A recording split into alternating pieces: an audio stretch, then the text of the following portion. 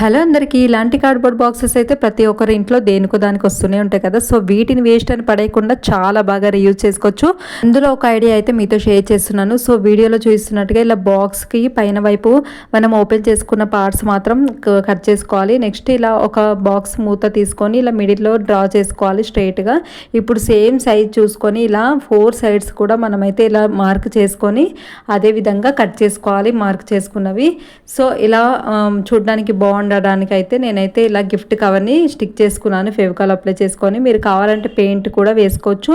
Mini table అయితే ready అయిపోయింది. మనకి చూడడానికి చాలా బాగుంటుంది. ఇది చాలా మల్టీపర్పస్గా రీయూజ్ చేసుకోవచ్చు అనమాట.